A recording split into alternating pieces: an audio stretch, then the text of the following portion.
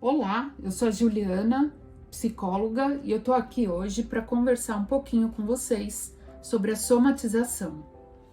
Atualmente nós sabemos que o nosso corpo não é separado da nossa mente, eles formam um elo. Nós temos um sistema nervoso que se propaga por todo o nosso corpo, levando todas as informações que nós recebemos no nosso cérebro. Então, nosso corpo e a nossa mente é inseparável, ambos formam uma coisa só. O nosso corpo é como se fosse uma extensão da nossa mente. Como que é o processo de somatização? É um processo em que, quando a pessoa tem dificuldade de falar ou de lidar com determinados sentimentos ou emoções que são muito intensos, o nosso organismo acaba reprimindo essas emoções, acaba guardando no inconsciente essas emoções. Então, somatizar não é uma doença física, mas as pessoas têm os sintomas de como se fosse uma doença física. E gera muito desconforto, porque, na verdade, as causas são emocionais. É basicamente uma resposta do nosso corpo como um mecanismo de proteção, um mecanismo de defesa por não conseguir lidar com esse sentimento que é muito intenso ou com uma situação que é muito dolorosa. Vou dar alguns exemplos. Quando nós temos ansiedade, nós temos vários sintomas, podemos ter vários sintomas: tremedeira, palpitação, suor. Quando nós estamos apreensivos, nós sentimos um frio na barriga. Quando nós temos raiva, sobe um rubor para o nosso rosto fica vermelho. Então, todas as nossas emoções, tudo que a gente sente, afeta o nosso organismo. A somatização, então, vai sinalizando para nós sobre a nossa situação emocional, sobre o abalo emocional que nós temos sofrido. E tudo isso é em formato de alerta, é um alerta, porque os sintomas, eles são muito incômodos. Eu vou dar alguns exemplos de sintomas.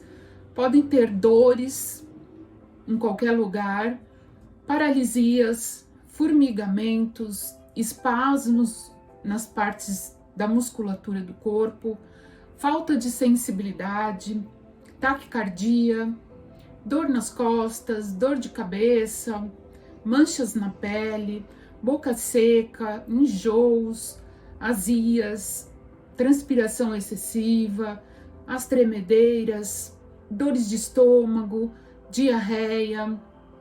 Então, tem uma série de sintomas que nós precisamos ficar em alerta, porque são conflitos psicológicos que nós temos e que precisam de atenção nesse momento.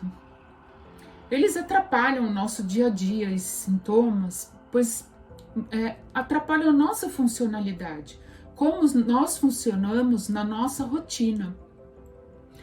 Na nossa rotina no trabalho, com os nossos familiares, nas atividades pessoais. Se você está com uma dor que você não sabe o que você fica preocupado, mais preocupado, né? Então, o nosso corpo vai encontrando modos de escape para nos dar avisos, né? Dores de cabeça constante também podem ser sintomas. São avisos que conflitos emocionais estão acontecendo com você. Então, todos os dias é muito importante nós estarmos atentos ao nosso corpo. Normalmente, nós estamos no piloto automático e nós não damos atenção para o nosso corpo. Eu vou contar uma situação que aconteceu comigo.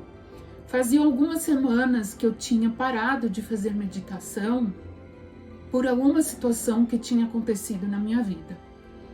E eu tenho uma questão crônica de tendinite no meu braço. Eu não estava em crise, né, quando eu parei de fazer meditação, mas o tempo foi passando, eu segui minha vida, fui fazendo as minhas coisas e eu voltei a fazer a meditação.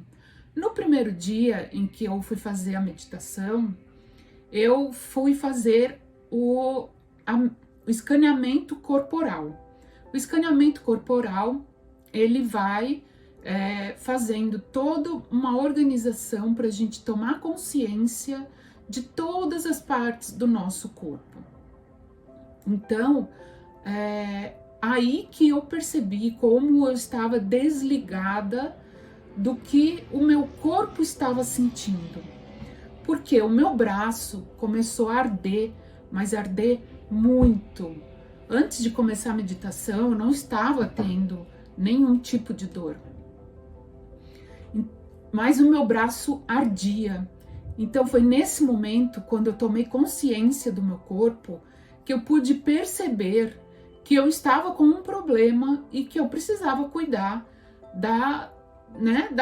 dessa doença, que é a tendinite, que eu já tenho há muitos anos. Então, é uma questão de simplesmente sentir, simplesmente parar alguns minutos do seu dia para sentir o seu corpo, ver onde você está tenso, ver onde está, se você tem alguma sensação diferenciada em alguma parte do seu corpo. Por quê? Mesmo que você esteja tendo sintomas e for ao médico, provavelmente exames físicos não vão dar respostas. Nos exames físicos não vai ter nada que possa apontar uma doença física. Então, é o momento de perceber e de entender que pode ser uma doença ou um transtorno emocional. Como melhorar, como evitar, como prevenir, como buscar ajuda? O profissional que é mais capacitado para te ajudar nessa questão é o psicólogo ou o psiquiatra, se os sintomas estiverem muito intensos. E outras estratégias que nós podemos usar são muito importantes, como se dedicar algum tempo do seu dia ou da sua semana para aumentar o seu autoconhecimento, estudar, ler sobre como você pode melhorar a sua vida e como melhorar você mesmo para crescer e evoluir. E esse processo vai te levar a ir resolvendo os pontos emocionais que possam estar em desequilíbrio. Isso tudo vai te trazer uma autoconsciência muito grande e uma autoaceitação que é fundamental para que a gente se sinta bem conosco mesmo e com o mundo. Então, essa estratégia vai te trazer uma capacidade de leitura de você mesmo. Isso é muito importante.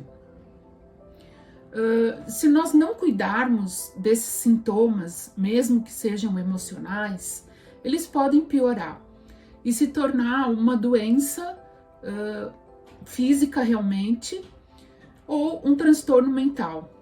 Então, esses sintomas podem ficar progressivos. É muito importante prestar atenção. Então, o que eu gostaria de deixar registrado é que vocês entendam a relação entre os sintomas físicos e a sua saúde mental. E que é muito importante desenvolver estratégias para lidar com as suas dificuldades emocionais, com o estresse, com as emoções negativas, com tudo que possa te incomodar a nível emocional. Muito obrigado por estarem aqui, um grande beijo, até a próxima.